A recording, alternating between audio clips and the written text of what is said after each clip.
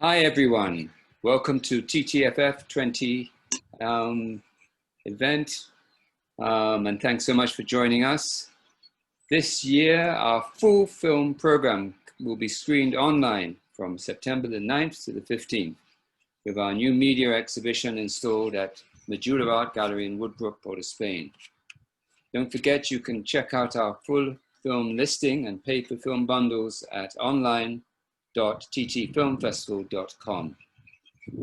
We wish to thank all of our TTFF sponsors and partners. TTFF 20 is given leading sponsorship by the Ministry of Tourism, Culture and the Arts. It's contributing sponsorship by Republic Bank Limited, with Shell Trinidad and Tobago Limited supporting TTFF 20 online industry events.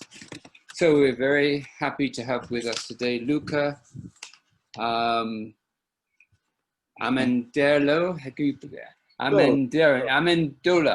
Ammendola.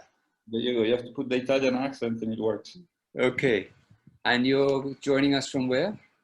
I'm in France right now. I'm in France. I got family living in France and I'm visiting family. But normally you're based where? UK, in London. Normally I live in London, based in London. So you made a film in Brazil and you live in London and now you're in France. Exactly. And you have two co-producers in the film. I note the British Council and Poland. How did that happen? Well, the film was, we have with my producer, we have some very good friends and partners in crime, I would say, who are Polish and live in Poland.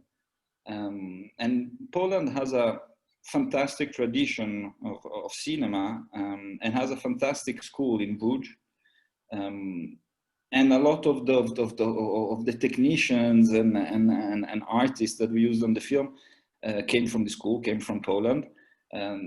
So the film was a co-production between England, Poland, and Brazil. Eventually, when we arrived in Brazil to actually shoot the film. And the British Council, I wouldn't think street kids in favelas, is that their type of film? The British Council came on board later, once the film was pretty much done, but they very much liked what we were up to, and so they were very supportive and helped us in any way they could. So yeah, they're kind of helping us along the way, I would say. And did you get help from the Brazilian government? No, not very much. No, also because this was a film that was made a little bit on the road, and so no Brazilian government was helping us. No. I know this is your first feature-length film. Mm-hmm. What did you do previously? Documentaries mostly. That's what I'm interested and passionate about, is documentaries. I've made some in New York where I was studying, and I've made some in Madagascar. I've made one in Madagascar. So I've been doing documentaries mostly up until now. So what inspired you to make this film, Dear Child? A succession of events. I've met the missionary priest, who's one of the characters of the film. We met by pure coincidence one evening in Italy while having dinner, and we started chatting. We were sitting next to each other at dinner, and we started chatting. And he's a very fascinating and grabbing man. So he invited me to go down to Brazil and see what he was doing and what they were up to, and I accepted the invitation. And once I was there, I fundamentally fell in love with the community that he's in, the people who are there, the work that he does. And about 10 minutes after I landed, I basically decided that I had to make a movie about it. And it's been a long journey ever since. So it's taken how long about? Well, from that meeting I was telling you about, now it must be something like 5-6 years overall. So it's been quite long, but it was a difficult film to put together. It was a difficult film to try to understand how to tell the story in an original way, because both me and my producer and the rest of the team that worked with me on this film, we were very wary of just doing a very, how could I say, a very ABC documentary about a humanitarian crisis. We didn't want to do that. We wanted to do something more specific about the place and the flavor and the mood of the place. And so it took a little bit of time to figure out. It also took quite a long time, which was very important to me, to gain the trust, both of the community and of the kids that you've seen in the film. So it was also a work of basically me being there and spending time with them and making sure that they understood where I was coming from, what I was trying to do, what I was trying to say with this film. And basically, yeah, just getting their trust so that they could, once the camera started rolling, they could almost feel like they were talking with friends, and that they knew that we were on their side, and that you know, we were trying to tell the story in the most honest and faithful way possible. So that took a little bit of time, and you know, the movie was made with little money, so we had also a lot of production problems that we had to overcome, and so, you know, it's been a slow process to start with. So it took yeah, about 5-6 years now. People know the film City of God, but your film is very different. Yeah. To be honest, in a way, because of course, the second that you start talking about Brazil and the favelas and cinema, City of God is one of the films that comes up a lot. We were trying to do, in a way, the other side of the coin of City of God. Although City of God is, you know, is one of the films that manages that thin red line quite well between how would you say that? Not criticizing, but within highlighting the social problem that criminality in the favela is still, I feel, there is parts of it that almost celebrate this idea of gang and violence and so on and so forth. So we kind of wanted to make a film that would show what happened afterwards. This is almost, in a very metaphorical way, this is almost the City of God 2, is what happens to these kids once the lights go off and the whole quote unquote charm of the gang life finishes. What do you have to deal with? What is that remains in your life, the scars that you have to carry with you? And so that's kind of what we were trying to do, is tell the stories afterwards about people who are trying to get out from that kind of life and are trying to recover some kind of quote unquote normality. I mean, you've mentioned it a bit, but what would you say the film is about?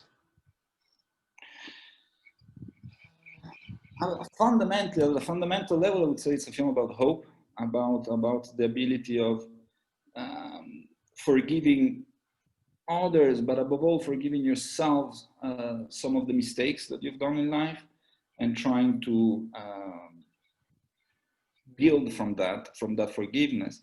It's also a film very much about the message that Father Renato, who is one of the characters of the film, has been promoting for basically his whole life, which is a philosophy of absolute love and compassion, and how fundamentally it's only true love, and I mean love with a capital L, so, you know, the love of empathy and compassion, that can change people and ultimately change the world for the better.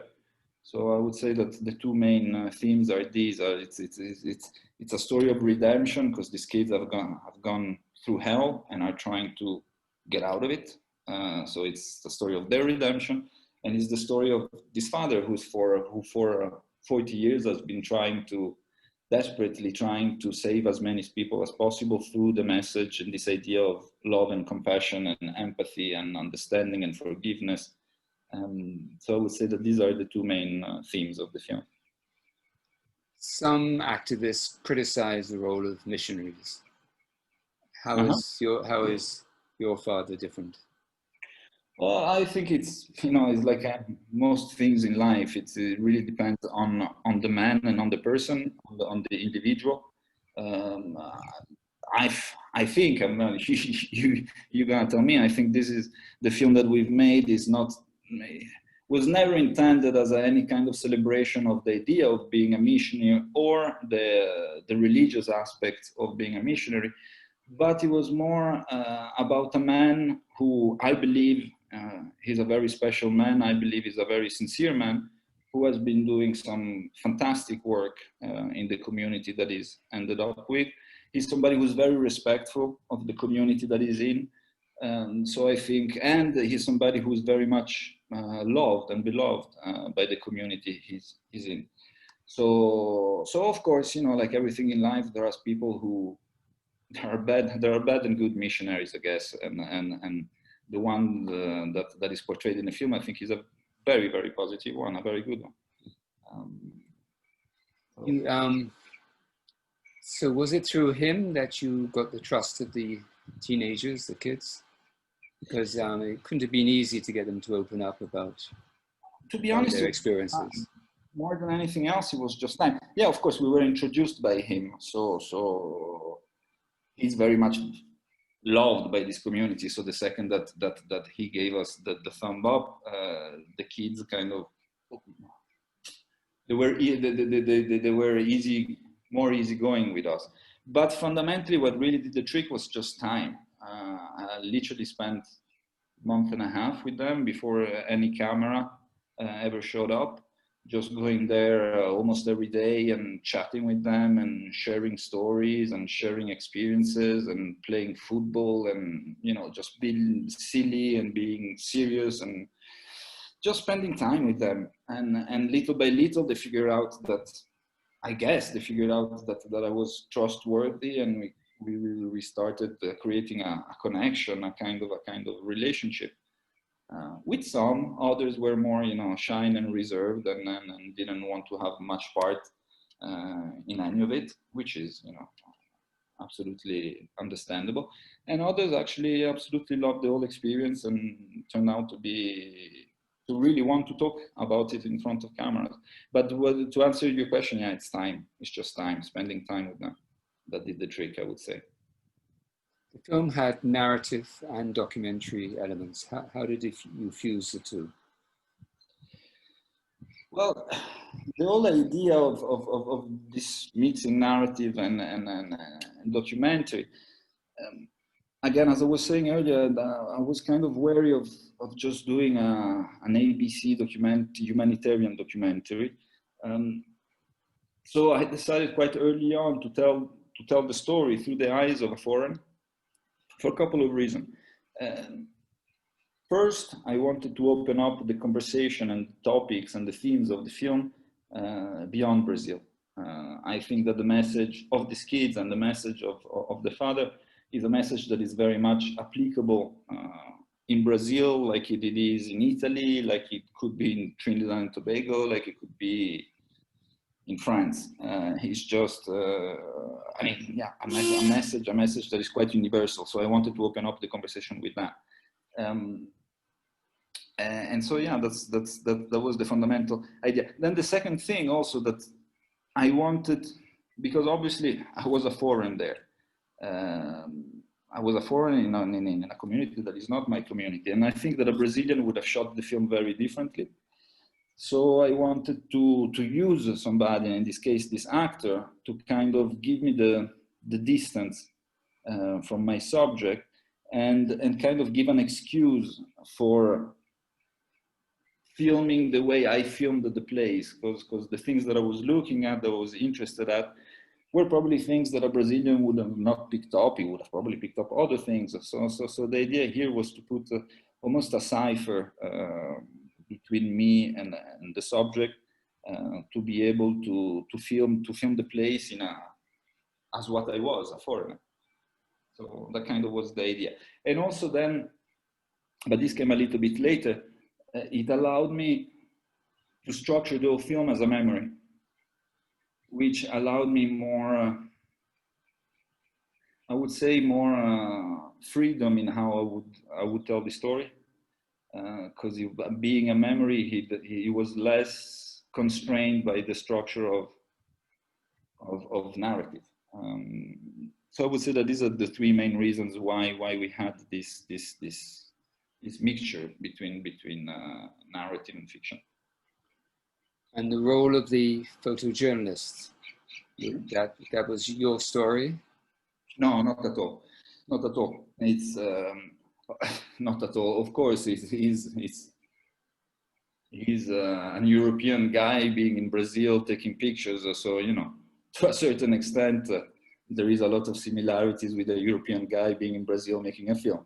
So yes, of course, there is similarities, but the idea was never to use this character as a projection of me. It was more about creating distance and allowing me an excuse, if you will, to film things and people and situations with the eyes of a foreigner, fundamentally, rather than just go into this community without any kind of filter, I would say. But through his character, the film took on a personal human element related to his life. Yes. Was that part of your structure to do that? That was part of the idea. Yes, again, as I was saying, and the idea was to try to open up the conversation to something that went beyond Brazilian reality. Of course, this is a film very much about Brazil and about a Brazilian reality, I would say. But the idea was to open up the theme and the topic and the message and the philosophy of the film to a wider spread, a wider audience. Does that make sense? Yeah, yeah. The while you talk about redemption and so on, you were dealing with some very gritty subjects of poverty, of violence, of drugs, of trafficking. Was it dangerous at all making this film? We had moments, I'd say. We had moments, but again, a lot of what we managed to pull off with this film was thanks to the preparation. Because yes, we spent time with the kids, but I also spent time with the community.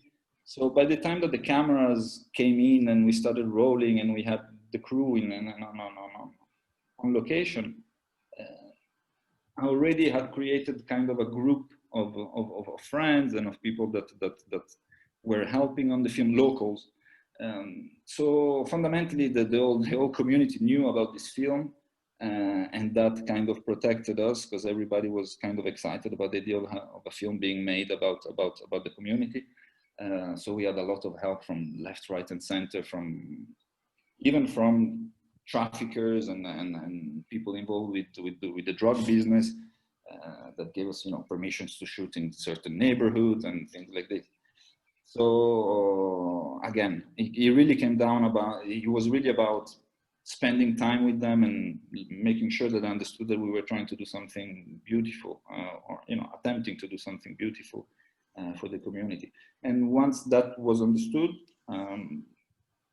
yeah, we had a couple of moments in which it could have turned out badly, but it didn't. So not all the boys were successful. No. Was that deliberate to want to have a mixture of success stories and failures? Or it's just that's how it was?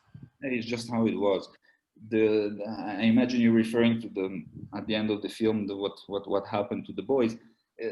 That part of the film came about while editing the film. So even 6 months later. So we had no control on that. It's just we kept in touch with them, and we knew what was going on to them. But no, we have no control whatsoever. It's just the people that were in this rehabilitation center when we were shooting, and then once they left and they had their lives, and somewhere, as you say, successful. I don't know if that's the good word, but some did well and some fell back into those worlds. But no, it was never planned. And what is happening to the center now and to some of the children, some of the teenagers? What is happening? What is happening now in the rehab center and the work of the priests? The latest news, with the priest in general, or with the characters of the film? Well, with both. The priest and his NGO, they're having trouble right now because of the COVID. You probably know that Brazil has been hit pretty hard. So they've had to deal with that. As for the kids, those that more or less in the film, by the end of the film, you know what the way that they're doing well. They're still doing well, working, studying. One has fell in love with the whole process of making a film while making a film, and got diplomas in photography, and now is a photographer. So then, you know, some are doing well. Others, some were never heard from again. Some have gone back to the drug dealing life. Some have been arrested. So it's a little bit. There's a lot of variation there. What has been the what has been the response to the film, the reaction to the film? So far, positive. So far, quite positive, I must say. They haven't seen it yet in Brazil, because we were supposed to go and do a projection for the cast and the crew and the people and the community and so on and so forth. We were supposed to do it now, between September and October. Sadly, with this coronavirus, everybody is on Skype or on Zoom. So for the moment, we haven't been able to show it to the community. We've been able to show it to some of the people from there, and they love it. They absolutely love the film. And so far the response from the community is very positive, but we haven't properly done a projection for them yet. We will as soon as this crisis passes. It's been shown at a few festivals. Can you tell me about that and the response? Well, we're starting with you. Then yes, we've been selected in Tenerife at the end of the month. Then in Argentina. Then in the Los Angeles Brazilian Film Festival. But you know, we were kind of unlucky because we finished the film. What was it? About February, March. So you know, just when the world was going into lockdown, all of the festivals were being cancelled. So we're starting basically now since mid of August. We started sending the film out again and doing the whole festival circuit and whatnot. So we're fresh. So what next? As a film? Both for the film and for yourself. Well, for the film right now, we are talking with some sales agents and we're doing the festival runs. We have some interest from some television channels. So we'll see how that goes. As for myself, I'm currently preparing my next project, which will be most likely shot here in France, about a dear friend of mine who's a 27-year-old young man who has a terrible sickness, who's a genetic sickness, very rare. So basically, he's a 27-year-old young man stuck in the body of a 10 years old kid, because this genetic sickness doesn't allow his bones to grow. But his soul is the soul of a 27-year-old man, but his body is the body of a 10 years old kid. And so I'm kind of starting to work with him to do a little film with him, talking about his relationship with women, because he dreams about having a wife and kids and a normal life and a house and so on and so forth. So I'm working on that right now, which I believe will be my next project. So looking back on the film, what did you like best about it? In terms of the experience or in terms of the actual? Both. Film? Both, in terms of the experience and in terms of what you actually got on film. Yeah, on film. In terms of experience, it's by far is getting to know these kids, and and seeing their resilience and their fighting spirit and their ability to just go above and beyond the tragedies that they lived in their lives. It's been, and it still is, and I believe always will be, very inspiring to me, because it's people who have had very, very, very, very tough lives, and yet they have this strength in them and this belief in the possibility of something better. I think that was just a very strong lesson for all involved. As cinematically speaking, I think the film has moments in which it really picks up this idea of mixing documentary and fiction, allows the film to go into places that most documentaries normally don't. The idea was always to try to allow the life and the everyday reality that we would encounter to feed the story, to feed the mood, to feed the spirit of the film. And I think we managed to achieve that quite well. Well, one of the compliments that I liked the most about the film is that from somebody who had been there, so knew the place, she said that I really felt like I was there again. So I think we did manage to capture an essence of that community that was precious to me. So I'm happy that we managed to do that. Is there anything you'd like to say to your audience now, who hopefully will be seeing the film if they haven't seen it already? I just, I'm very glad that you took the time to watch the film, and I hope you enjoy it. We definitely tried our very best to make the most powerful and enjoyable and emotional film that we could. And I sincerely hope that more than you enjoy it, that people who watch this film will be touched emotionally, but what they see and what they hear, and we'll take out a nice feeling and a nice emotion out of it. And so I want to thank you very much for being with us, all the way from France. My pleasure. Thank you for calling all the way from Trinidad and Tobago. Okay, well, and I hope we can get you some feedback on the film. I would love to. So from the TT Film Festival to everyone, thank you, Luca, for being with us. Thank you. Have a nice evening. Bye-bye. Thank you.